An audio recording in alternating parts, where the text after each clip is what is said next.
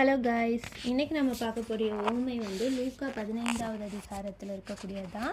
அதில் லூக்கா 15:10 மனம் திரும்புகிற ஒரே பாவி நிமித்தம் தேவதூதருக்கு முன்பாக சந்தோஷம் உண்டாயிருக்கிறதுன்னு சொல்லிட்டு இந்த பகுதியில் பார்த்திங்கன்னா 3 ஓமை தொடர்ந்து வரும். ஃபஸ்ட்டு காணாமல் போன ஆடு, ரெண்டாவது காணாமல் போன வெள்ளிக்காசு, மூணாவது அந்த தன்னுடைய தகப்பனை விட்டு போன குமாரன் திரும்பி வருதல்.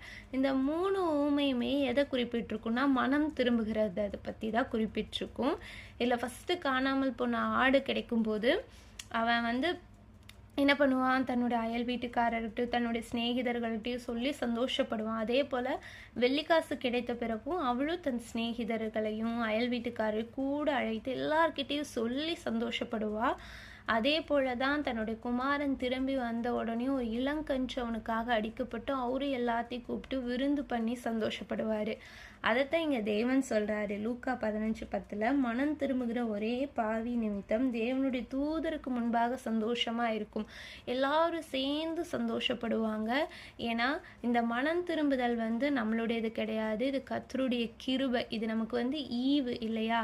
இதில் காணாமற் போன ஆடு கிடைக்கும்போது கண்டுபிடித்த பின்பு அவன் தன் சந்தோஷத்தோடு அதை தன் தோள்களின் மேல் போட்டுக்கொண்டு அப்படின்னு இருக்கு. அப்போது அது கிடைச்ச உடனே அதை அடிக்கவோ இல்லை அதை இழுத்துட்டு வரவோ இல்லை, அதை அவன் தோள்கள் மேலே போட்டுக்கொண்டு நடந்து வரான்.